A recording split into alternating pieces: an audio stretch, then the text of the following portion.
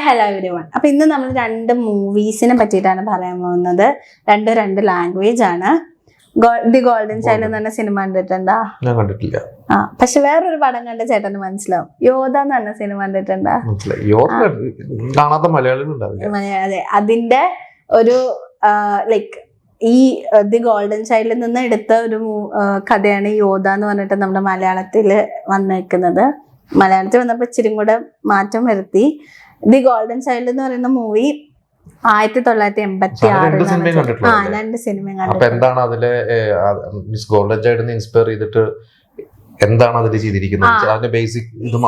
The golden child എന്ന് പറഞ്ഞ movie എന്ന് പറയുന്നത് മൈക്കൽ റിച്ചി എന്ന് പറഞ്ഞ ഒരാള് ഡയറക്ട് ചെയ്തതാണ്. എഡ്ഡി മർഫ് എന്ന് പറഞ്ഞൊരു കൊമേഡിയൻ ഉണ്ട്. അപ്പൊ ആളുടെ ഒരു മൂവിയാണ്. ആളുടെ എനിക്ക് തോന്നുന്നു എല്ലാവർക്കും എനിക്ക് ഭയങ്കര ഫേവറേറ്റ് മൂവി എന്ന് പറഞ്ഞാൽ ഡൂലിറ്റിൽ എന്ന് പറഞ്ഞൊരു ക്യാരക്ടർ ആട്ടോ. അപ്പൊ ആളുടെ ഒരു മൂവിയാണ്. ആൾ ഇച്ചിരി നമ്മുടെ എന്താ പറയാ, മലയാളത്തിൽ നമുക്ക് പറയുകയാണെങ്കിൽ ജഗദീഷ് ശ്രീകുമാറൊക്കെ കാണിക്കുന്ന ഒരു മാനറിസില്ല. കോമഡിയും പക്ഷെ സീരിയസും. ആക്ടറാണ് പക്ഷെ ഹീറോ ആണ്, പക്ഷെ കോമിക്കൽ ഹീറോ ആണ്.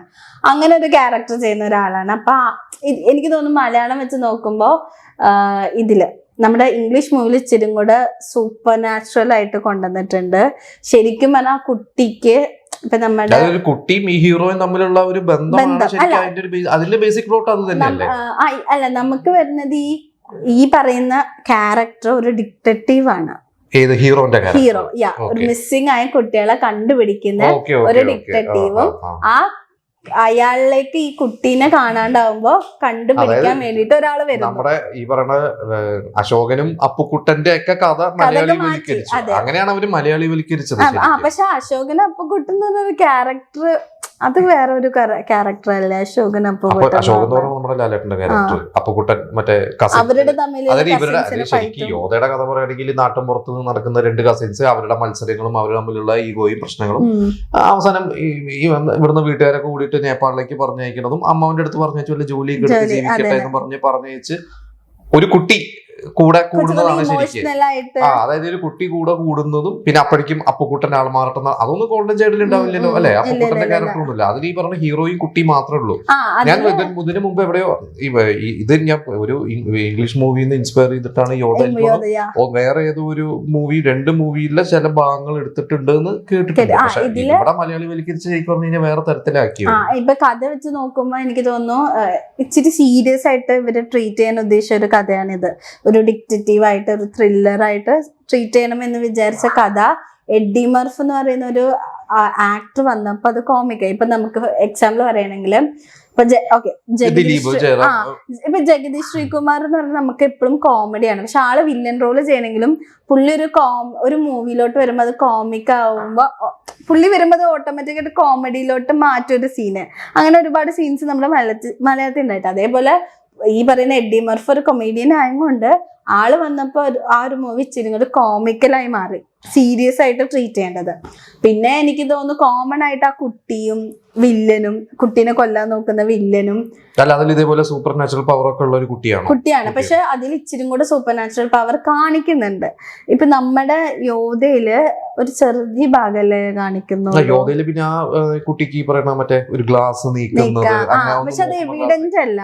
പക്ഷെ ഇതിൽ ആ കുട്ടി ഒരു എവിഡന്റ് ആണ്. ആ കുട്ടി ഇപ്പൊ ഈ ഒരു സിനിമയില് ഫീമെയിൽ ക്യാരക്ടർ ഇതേപോലെ നമ്മുടെ മലയാളത്തില് അശ്വതി, അതെ, മധുബാല ചെയ്ത അശ്വതി എന്ന് പറഞ്ഞ ക്യാരക്ടർ മരിച്ചു, ആക്സിഡന്റ് ആവണ്ടല്ലോ.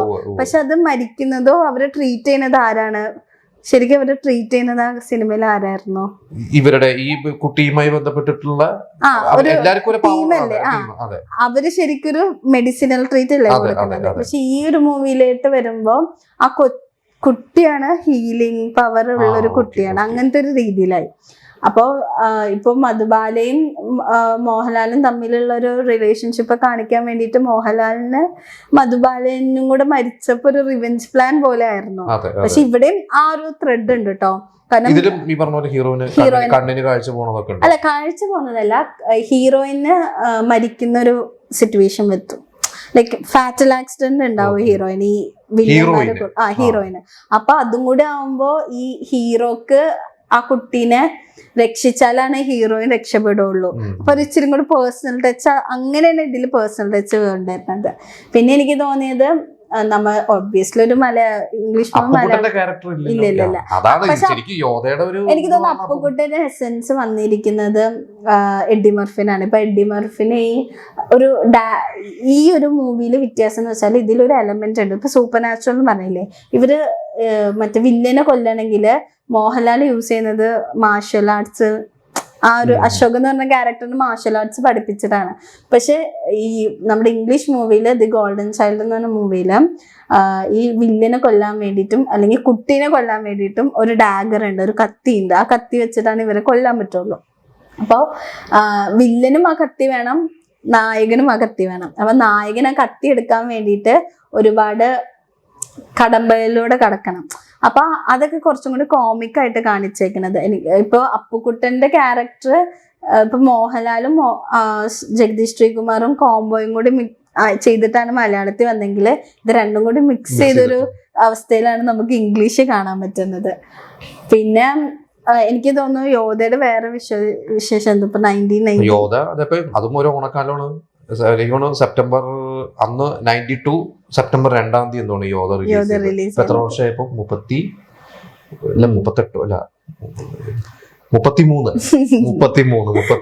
കൊല്ലമായി യോധ റിലീസ് ചെയ്തിട്ട്. അതിപ്പോ ഓണത്തിന്റെ ഒരു സമയത്താണ് എനിക്ക് ഓർമ്മ. യോധ, എയർമാന്റെ മ്യൂസിക്, എയർമാൻ ശരിക്ക് എയർമാൻ ജിംഗിൾസിലെ പുലിയായിരുന്നു എയർമാൻ. ജിംഗിൾസില് പുലിയായി നടന്നിരുന്ന എയർമാൻ സംഗീത് ശിവനാണ് യോധയുടെ ഡയറക്ടർ. നമ്മുടെ സന്തോഷ് ശിവന്റെ ബ്രദർ ഈ അടുത്താണ് മരിച്ചുപോയത്. സംഗീത് ശിവൻ എയർമാന ഇതില് സൈൻ ചെയ്യുമ്പോൾ എനിക്ക് തോന്നുന്നു റോജ ഇറങ്ങിയിട്ടില്ല. യോധയിലേക്ക് സൈൻ ചെയ്യുമ്പോൾ റോജയുടെ വർക്ക് നടക്കും. ഞാൻ എവിടെ വായിച്ചിട്ടുണ്ട്, ഈ യോധയുടെ കഥയൊക്കെ പറഞ്ഞ് എയർമാന്റെ അടുത്ത് സംസാരിക്കുന്ന സമയത്താണ് ഈ റോജയിലെ സോങ്സ് ഒക്കെ സംഗീത് ശിവന് അന്ന് കേൾപ്പിച്ചു കൊടുത്തു. എന്നിട്ട് എനിക്ക് ആദ്യം റിലീസ് ചെയ്തത് റോജയാണെന്ന് തോന്നുന്നു. റോജ റിലീസ് ചെയ്തിട്ടാണ് യോധ റിലീസ് ചെയ്യുന്നത്. പിന്നെ എയർമാൻ ശരിക്കും ഇതില് യോധയ്ക്ക് വേണ്ടിയിട്ട് എയർമാൻ യൂസ് ചെയ്തിട്ടുള്ള ഏതോ ഒരു മലയാളത്തില് ഒരു സോങ് ഉണ്ട്, എനിക്ക് തോന്നുന്നു മാമ്പൂവേ എന്ന് പറഞ്ഞിട്ടുള്ള സോങ് ആണ് തോന്നുന്നു. അത് തമിഴില് ഒരു യോധ ഡബ് ചെയ്തപ്പോ ആ സോങ് യൂസ് ചെയ്തിട്ടില്ല. എന്നിട്ട് ആ മ്യൂസിക് എയർമാൻ വേറെ ഏതൊരു സിനിമയിലേക്ക് വേണ്ടിയിട്ട് യൂസ് ചെയ്തിട്ടുണ്ട്. പിന്നെ എനിക്ക് തോന്നുന്നു ഇപ്പൊ യോധ എന്ന് പറയുന്നത് എല്ലാവരും എല്ലാവരുടെ മനസ്സിൽ വരിക ഈ അക്കസോട്ടോ, ലാലേട്ടന്റെ ക്യാരക്ടർ, ഈ ഉണ്ണിക്കുട്ടൻ, അപ്പുക്കുട്ടൻ. ശരിക്ക് അശോകേട്ടനും ഉണ്ണിക്കുട്ടനും അപ്പുക്കുട്ടനെയാണ് നമ്മുടെ മനസ്സിലേക്ക് വരുന്നത്. അപ്പൊ പക്ഷെ ഈ ദി ഗോൾഡൻ ചൈൽഡ് എന്ന് പറഞ്ഞൊരു മൂവി മിക്കവരും കണ്ടിട്ടുണ്ടാവില്ലായിരിക്കും, അറിയായിരിക്കും ഇങ്ങനെ ഇംഗ്ലീഷ്. ഇന്ന് പിന്നെയും ഇപ്പൊ ഈ പറഞ്ഞ പോലെ നമ്മളെ സോഷ്യൽ മീഡിയ ഒക്കെ വന്ന സ്ഥിതിക്ക് ചിലപ്പോ പിന്നെ 80s പടമായതുകൊണ്ട് അത് ഏതൊക്കെ കണ്ടിട്ടുണ്ട്. പക്ഷെ നല്ല ഇതും ലൈക്ക് നമുക്ക് യോധനം പോലെ മേ ബി എൻജോയ് ചെയ്യാൻ പറ്റില്ല, കാരണം ആ യോധ ചെയ്തു വെച്ച ലെവലും അല്ല. അങ്ങനെ വേണം ശരിക്കും ഇൻസ്പയർ ചെയ്യാൻ. അതായത് ഇപ്പൊ ഒരു ഭാഷയിൽ നിന്ന് വേറൊരു ഭാഷയിലേക്ക് നമ്മൾ എടുക്കുമ്പോ, ഇപ്പൊ മലയാളത്തിലേക്ക് എടുക്കുമ്പോൾ മലയാളി വൽക്കരിക്കണം. അതേപടി എടുത്തിട്ടുള്ള സിനിമകളൊക്കെ പരാജയപ്പെട്ടിട്ടുണ്ട്. നമ്മള് ഇപ്പൊ പല സിനിമകളും ഉണ്ട്. ആ പല സിനിമകളും എടുത്തു കഴിഞ്ഞാൽ ചിലപ്പോൾ സെയിം ഫ്രെയിം ടു ഫ്രെയിമോ അല്ലെങ്കിൽ അതിന്റെ അതേ സെൻസ് ഇവിടെ കൊണ്ടുവന്നിട്ട് കാര്യമില്ല. ഇവിടേക്ക് കൊണ്ടുവരുമ്പോൾ അതിനനുസരിച്ചിട്ട് പ്രിയദർശനൊക്കെ ചെയ്തിരുന്ന പോലെ, പ്രിയദർശൻ എത്രയോ പടങ്ങൾ ഇംഗ്ലീഷിൽ ഇവിടെ കൊണ്ടുവന്നിട്ടുണ്ട്. ഒരുപാട് ഏത് സിനിമ എടുത്തു കഴിഞ്ഞാൽ പ്രിയദർശൻ തന്നെ പറയാറുണ്ട്, ഇങ്ങനെ ചിത്രം പോലത്തെ സിനിമകളൊക്കെ പ്രിയദർശൻ പറയും അത് ഏത് സിനിമയിൽ നിന്ന് ഞാൻ എടുത്താലും നിങ്ങൾക്ക് കണ്ടുപിടിക്കാൻ പറ്റില്ല. ചിലതൊക്കെ കണ്ടുപിടിച്ചിട്ട് ഇവിടെ ആൾക്കാർ പറഞ്ഞിട്ടുണ്ട്. പക്ഷെ ചിത്രമാണെന്ന് തോന്നുന്നു ഏതോ സിനിമ കണ്ടുപിടിച്ചിട്ടുണ്ട്, ഞാൻ അതും അടിച്ചതാ, നിങ്ങൾക്ക് ആർക്കും കണ്ടുപിടിക്കാൻ പറ്റില്ല എന്ന് പറയും. അങ്ങനെ വേണം ചെയ്യാനായിട്ട്. പിന്നെ ഇതിത്തെ കുട്ടിയില്ലേ ഇപ്പൊ നമ്മുടെ ഉണ്ണിക്കുട്ടൻ വലുതായിട്ട് ഈ അടുത്ത് എനിക്കൂടെ ലാലേട്ടനെ കണ്ടിട്ട് ഫോട്ടോ ഉണ്ടായിരുന്നു. അപ്പൊ ഈ ഉണ്ണിക്കുട്ടൻ എന്ന് പറയുന്ന കുട്ടിയും ഈ നമ്മുടെ ദി ഗോൾഡൻ ചൈൽഡ് എന്ന് പറയുന്ന കുട്ടികളൊക്കെ അവരുടെ ആ ഒരു അവരും ടിബറ്റിയൻ ആ ഒരു ഇതിൽ വന്നത്. എനിക്ക് തോന്നുന്നു ഉണ്ണിക്കുട്ടൻ നേപ്പാൾ ബേസ് ചെയ്തിട്ടല്ലേ. അപ്പൊ അങ്ങനെ ഒരു ഇച്ചിരി കോമൺ ആയിട്ടുള്ള ഒരു ഹിസ്റ്ററിയും അതൊക്കെ കൊണ്ടുവരാൻ അവർ നോക്കിയിട്ടുണ്ട്. പിന്നെ ഈ വില്ലന്റെ കഥയും ഇച്ചിരി വ്യത്യാസമുണ്ട്. ഇതില് വില്ലനായിട്ട് അന്ന് എല്ലാരും പേടിപ്പിച്ചിരുന്ന മിനി സ്കൂളിൽ പേടിപ്പിച്ചിരുന്ന ദുര്യോധനായിട്ട് മഹാഭാരതത്തിൽ അഭിനയിച്ച എനിക്കൊണ്ട് പുനീത് എന്നാന്ന് തോന്നുന്നു പുള്ളിയുടെ പേര്. ആ പുള്ളിനെ അതില് വില്ലന് ഈ ഗോൾഡൻ ചൈൽഡിൽ വില്ല ഇച്ചിരി കൂടിയും സൂപ്പർ നാച്ചുറൽ, കുറച്ച് മോണിസ്റ്റർ അങ്ങനത്തെ രീതിയിലാണ് വരുന്നത്. പക്ഷെ ആ വില്ലനും ഈ ഗോൾഡൻ ചൈൽഡായ കുട്ടീനെ രക്ഷിക്കാൻ വന്ന ചൂസൺ മണ്ണാണ് ഈ എഡ്ഡി മർഫ് എന്നുള്ള രീതിയിലെ ക്യാരക്ടറാണ്. പക്ഷെ ഇവിടേക്ക് വരുമ്പോൾ നമ്മുടെ മലയാളത്തിൽ കുറച്ചും കൂടി ഇമോഷണൽ കണക്ഷൻസും കൂടെ വന്നു. വില്ലൻ അത്ര വലിയ പവർ ഒന്നും ഉണ്ടായിരുന്നില്ലല്ലോ. ശരിക്കും ഭയങ്കര പറഞ്ഞു വരികയാണെങ്കിൽ കോമഡി ഉണ്ട്. എന്നാൽ നല്ല ഒരു 2 വരിയിൽ പറയുകയാണെങ്കിൽ ഇങ്ങനെ ഒരു പ്രശ്നത്തിൽ കിടക്കുന്ന ഒരു കുട്ടി, ആ കുട്ടീനെ രക്ഷിക്കാനായിട്ട് ഏതോ ഒരു നാട്ടിൽ നിന്ന് ഒരാൾ വരുന്നു എന്ന് പറയുന്ന ഒരു വലിയൊരു മാസ് എലിമെന്റ് ആണ്. ഒരു കോമൺ മാൻ ആണ് ലാലേട്ടന്റെ ക്യാരക്ടർ. കാര്യം എന്ന് വെച്ചാല് ഇപ്പൊ നമ്മളെ 19 ആ ഒരു വർഷത്തിലൊക്കെ ഒരു വെറൈറ്റി കഥയാണ് ഈ യോധ എന്ന് പറയുന്നത്. കാരണം നമ്മളിപ്പോ ഒരിക്കലും നമ്മൾ ഇഷ്ടംപോലെ മൂവീസ് ഇറങ്ങിയിട്ടും കൂടുതലും നമ്മുടെ നാട് അല്ലെങ്കിൽ ഇപ്പോ അങ്ങനെ വെച്ചിട്ട് അത് മാത്രല്ല അപ്പൊ നമുക്ക് വേറൊരു നാട്ടിലത്തെ കൾച്ചറും ഇപ്പൊ ഈ പറയുന്ന ടിബറ്റിയൻ അല്ലെങ്കിൽ നേപ്പാളത്തെ ഒരു 2 വർഗക്കാര് തമ്മിലുള്ള പ്രശ്നങ്ങളും അതെങ്ങനെ ഞാൻ ആ സിനിമ ഒക്കെ കാണുമ്പോ എപ്പോഴും ആലോചിക്കാറുണ്ട് എങ്ങനെയാണ് എനിക്ക് ഫസ്റ്റ് ഒക്കെ കാണുമ്പോ നമുക്ക് അറിയില്ലല്ലോ ഇത് എങ്ങനെ. അപ്പൊ ഞാൻ എപ്പോഴും ആലോചിക്കും ഇത് എന്തിനാ കുട്ടീനെ കൊല്ലണം. അപ്പൊ നമുക്ക് വേറൊരു ഹിസ്റ്ററി തന്നെ അല്ലെങ്കിൽ ഇപ്പൊ അതിലുള്ള മധുബാലയുടെ ക്യാരക്ടർ കണ്ടിട്ടില്ല, അതിനെ പറ്റി അറിയാനുള്ള പല പല മാലകളും ആ കുട്ടി സെലക്ട് ചെയ്യുന്ന അങ്ങനത്തെ കുറെ കാര്യങ്ങൾ ഈ മൂവിയിൽ നിന്ന് അക്കാലത്ത് ഇറങ്ങിയൊരു മൂവിയാണ്. അന്ന് യോധ അങ്ങനെ ഒന്നും ഭയങ്കര ഹിറ്റ് അല്ലായിരുന്നു. അത് ഞാൻ പിന്നീട് കാരണം സംഗീത് ശിവൻ ചെയ്ത എന്റെ ഒരു അറിവ് ശരിയാണെങ്കിൽ സംഗീത് ശിവൻ തന്നെ എവിടെ ഒരിക്കൽ പറഞ്ഞിട്ടുള്ള ഒരു അറിവ് വെച്ചിട്ട് സംഗീത് ശിവൻ ചെയ്ത സിനിമകളിൽ ശരിക്കും ഏറ്റവും ഹിറ്റായത് അല്ലെങ്കിൽ ലാഭം കിട്ടിയത് വ്യൂഹമാണ്. രഘുവരൻ ഹീറോ ആയിട്ടുള്ള അതൊന്ന് മമ്മൂക്കയുടെ ഡേറ്റ് കിട്ടാതെ രഘുവരനെ വെച്ച് ചെയ്ത കിടിലൻ സിനിമയാണ് ശരിക്കും. എനിക്കുള്ള ബാബു ഉണ്ട്, ക്യാപ്റ്റൻ രാജു ഉണ്ട്. ആ സിനിമയാണ് ശരിക്കും സംഗീത് ശിവൻ സിനിമകളിൽ ഏറ്റവും ലാഭം കിട്ടിയത്. യോധ എനിക്ക് തോന്നുന്നു അന്ന് ഒരുപാട് ബഡ്ജറ്റ് വന്ന സിനിമയാണ്. അതുകൊണ്ടാണ് യോധയ്ക്ക് അത്ര ഒരു ഹിറ്റിലേക്ക് പോകാൻ പറ്റാതെ. പക്ഷെ ഇന്നും ഫ്രഷ് ആണ് അതിന്റെ എടുക്കാൻ സിനിമ കാണുമ്പോൾ. അത് മാത്രല്ല ഇപ്പൊ നമ്മള് പണ്ട് ഹിറ്റ് ആവാത്ത പടങ്ങൾ ഇപ്പൊ കൾട്ട് ക്ലാസിക് ആയിട്ട് ഒരുപാട് സിനിമകൾ തൂവാനത്തുമ്പികളെ മുതൽ എടുത്തു നോക്കി കഴിഞ്ഞാൽ അന്ന് ഓടാത്ത കുറെ സിനിമകൾ കാണാൻ പഠിച്ച ആൾക്കാർ ഇന്ന് തൂവാനത്തുമ്പിൽ ആഘോഷിക്കുന്നു. അതില് ലാൽ ജോസിന്റെ 2ാം ഭാവമുണ്ട്. അതൊരു വേറെ സെഗ്മെന്റ് ആയിട്ട് ചെയ്യാവുന്നതാണ്. എനിക്ക് പണ്ട് ഓടാതെ പിന്നീട് കൾട്ട് സ്റ്റാറ്റസ് വന്ന കുറെ സിനിമകളുണ്ട്. ഇതില് വേറൊരു കാര്യം പറഞ്ഞാൽ യോധയില് മധുബാലയുടെ റോൾ ആദ്യം ഉർവശിനെയായിരുന്നു ഉദ്ദേശിച്ചിരുന്നത്, മധുബാലയുടെ റോള്. പക്ഷെ ഉർവശിക്ക് ഡേറ്റ് ക്ലാഷ് വന്നപ്പോ എന്തോ ഒരു ഡേറ്റ് ക്ലാഷ് വന്ന സമയത്ത് ഉർവശിക്ക് ഇത് ചെയ്യാൻ പറ്റില്ല എന്ന് പറഞ്ഞു. ഇങ്ങനെ മധുബാലയെ കാസ്റ്റ് ചെയ്തു. അപ്പൊ സംഗീത് ശിവൻ ഉർവശി ഇവര് ഷൂട്ട് ചെയ്യുന്ന ഷൊർണൂർ അങ്ങനെ എവിടെയോ അപ്പൊ അതുവഴി ഉർവശി പോവുകയോ അതോ സംഗീത് ശിവൻ വിളിച്ചു വന്നിട്ട് ഒരു ദിവസത്തേക്ക് ഉർവശിയോട് വരാൻ പറഞ്ഞു. ഒരു ദിവസം കൊണ്ടാണ് ഉർവശിയുടെ സീൻസ് എല്ലാം നാട്ടിലെടുത്തത്. നമ്മൾ പക്ഷെ സിനിമ കാണുമ്പോ അത്യാവശ്യം തുടക്കമൊക്കെ ഉണ്ട്, അതെല്ലാം ഒറ്റ ദിവസം കൊണ്ട് ചെയ്തതാണ്. ശരിക്കും ഉർവശി മധുബാലയുടെ ക്യാരക്ടർ ചെയ്തിരുന്നെങ്കിൽ ഉർവശി അങ്ങനത്തെ ക്യാരക്ടേഴ്സ് ചെയ്തിട്ടില്ല. കുറച്ച് മോഡൽ ക്യാരക്ടർ, ഉർവശി എല്ലാം കോമഡി നാട്ടിൻപുറം അല്ലേ ചെയ്തിട്ടുള്ളത്. മധുബാലയുടെ ക്യാരക്ടർ ഇച്ചിരി ഉർവശി എന്ന് പറയുമ്പോ നമുക്ക് ഇച്ചിരി എക്സ്ട്രോവേർട്ട് ആണെങ്കിൽ മധുബാലയുടെ ക്യാരക്ടർ ഭയങ്കര പിടിച്ച ഒരു ക്യാരക്ടറാണ്. നന്നായി. പക്ഷെ ഉർവശിയും ജഗദീഷ് ശ്രീകുമാർ കോംബോ നല്ല കോംബോ ആയിരുന്നു. അതാ പറഞ്ഞ അന്ന് ഉർവശി ഒന്നും അല്ലായിരുന്നു. ഉർവശി ലൊക്കേഷനിൽ വന്നു കഴിഞ്ഞപ്പോ പിടിച്ച് അഭിനയിപ്പിച്ചിട്ടാണ്. എനിക്ക് തോന്നുന്നു അങ്ങനത്തെ ഒരു സിനിമ ഇറങ്ങിയിട്ടില്ലല്ലോ ഉർവശിയും ജഗദീഷ് അവരുടെ കോംബോയില് കുറെ സിനിമകളുണ്ട്. ഒരു ഇങ്ങനെ നടീന്ന് ലൈക്ക് പേരായിട്ടുണ്ടോ? അവര് പേരായിട്ട് ഉണ്ട്. ഇപ്പൊ എനിക്ക് ഏതൊക്കെയോ സിനിമകളുണ്ട് അവര്. എനിക്ക് മറ്റേ ജഗദീഷ് ശ്രീകുമാർ ഓട്ടോ ഡ്രൈവർ ആയിട്ട് ഒരു സിനിമയുണ്ട്. അവരാണ് നായിക, ഉർവശിയാണ് നായിക എന്നാണ് എന്റെ ഓർമ്മ. അത് സീരിയസ് സിനിമയായിരുന്നു. അവരായിട്ട് ഒരുപാട് സിനിമകൾ ഒരുമിച്ച് ചെയ്തിട്ടുണ്ട്. പേരായിട്ടും അവര് ഭാര്യ ഭർത്താവായിട്ടാണ്.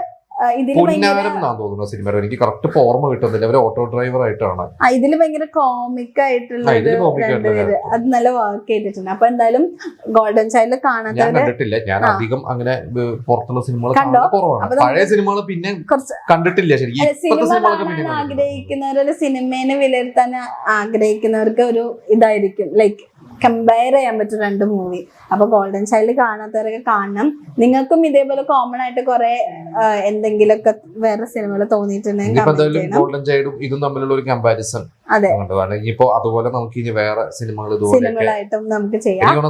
ആ സിനിമയുടെ ഏതാണോ ആ ഇംഗ്ലീഷ് സിനിമ എന്ന് പറഞ്ഞു കഴിഞ്ഞാൽ മലയാളം ഞാൻ കണ്ടു. ഇംഗ്ലീഷ് ചിലപ്പോ കാണുന്നത് നടക്കില്ല. അപ്പൊ ശരിയാ. അപ്പൊ എന്തായാലും നിങ്ങൾ കണ്ടിട്ടില്ലെങ്കിൽ മൂവി കാണണം. അപ്പൊ നിങ്ങൾക്ക് മനസ്സിലാവും യോധയും ഗോൾഡൻ ചൈൽഡും തമ്മിലുള്ള എന്തൊക്കെ വ്യത്യാസമുണ്ട്, എവിടേക്കാണ് കോമൺ ആയിട്ട് തോന്നിയേക്കണെന്നൊക്കെ അടുത്ത വീഡിയോ. ഒരു കാര്യം കൂടി ഞാൻ അത് പറയുന്നത് മുമ്പ് ഇട്ടാ മതി.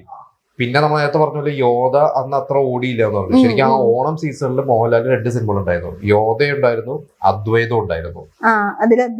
അല്ല ശരിക്കും എനിക്ക് തോന്നുന്നു അദ്വൈതും യോധയും രണ്ടും ആവറേജ് അല്ലെങ്കിൽ എവറേജ് പോയി. ഹിറ്റ് അടിച്ചത് പപ്പയുടെ സ്വന്തം പൂസാണ്. ഓ അയ്യോ അതാണ് ഫാമിലി ഓഡിയൻസ് ഏറ്റവും കൂടുതൽ കയറി. അന്ന് 150 ദിവസം 200 ദിവസം ഒക്കെ ഓടിയ സിനിമയാണ് പക്ഷെ ആ പപ്പയുടെ മൂവി സ്വന്തം നല്ല പൂസം. മൂവിയാണ്. കാരണം ഇപ്പൊ നമ്മൾ നോക്കുമ്പോൾ ഒന്ന് ചിന്തിച്ചു കഴിഞ്ഞാൽ അന്ന് അദ്വൈതമാണെങ്കിലും ഭയങ്കര പൊളിറ്റിക്സും സീരിയസ് മൂടി പോകുന്നു, വേറൊരു ട്രാജഡി ഉണ്ട്, അങ്ങനെ പോകുന്നു. യോധ ഈ പറയുന്ന പോലെ കുറച്ച് കോംപ്ലിക്കേറ്റ് ആയിട്ടുള്ള വേറൊരു കഥയാണ്. പപ്പയുടെ സ്വന്തം അപ്പൂസ് അന്ന് എല്ലാ സാധാരണക്കാർക്കും ഭയങ്കര ഭയങ്കരമായിട്ട് ഇമോഷണലി വർക്ക് ചെയ്ത ഒരു സിനിമ. ഇപ്പത്തെ ഒരു കാലത്ത് അങ്ങനെ ഒരു കോംബോ വരുവാണെങ്കിൽ നമ്മള് യോധ ചിലപ്പോ യോധയായിരിക്കാം ഇന്ന് ചിലപ്പോ, കാരണം ഇന്ന് ഭയങ്കര പൊളിറ്റിക്സും കയറും. അല്ല പക്ഷെ പറയാൻ പറ്റില്ല, ഇപ്പൊ തുടരും ഇമോഷണൽ സാധനമാണ് കയറി. അപ്പൊ ഇമോഷൻസ് എന്നും ഫാമിലി ഇമോഷൻസ്, ഒരു കുട്ടി എന്നൊക്കെ പറയുന്ന സാധനങ്ങൾ എന്നും ഹിറ്റ് ആവുന്നതാണ്. പക്ഷെ ഇന്ന് പപ്പയുടെ സ്വന്തം അപ്പൂസ് ഓടും, യോധയും കുറച്ചും കൂടി ഓടുമായിരുന്നു എന്നാണ് എന്റെ ഒരു തോന്നുന്നത്. അപ്പൊ ഇനി എന്റെ പറയണോ? എന്റെ ഒന്നുകൂടി മണി പറഞ്ഞോ. അപ്പൊ ഗോൾഡൻ ചൈൽഡ് എന്ന് പറഞ്ഞ മൂവി കാണാത്തവരെ കാണാം. ഇതേപോലെ ഇങ്ങനെ റീമേക്ക് ചെയ്ത മൂവീസ് ആയിട്ട് നമ്മൾ വീണ്ടും ഡിസ്കസ് ചെയ്യുന്ന വരും. അതില് മലയാളം പുള്ളി സോറി ഇംഗ്ലീഷ് പുള്ളി കാണത്തില്ല എന്നാണ് പറഞ്ഞത്. സമയമില്ല, അതെ. അപ്പൊ എന്തായാലും കണ്ടു നോക്കണം ദി ഗോൾഡൻ ചൈൽഡ്. ഇപ്പൊ ഞാൻ റെക്കമെൻഡ് ചെയ്യുന്നു, നിങ്ങൾക്കും റെക്കമെൻഡ് ചെയ്യുന്നു. അടുത്ത വീഡിയോ ആയിട്ട് വരുന്നവരെ ബൈ.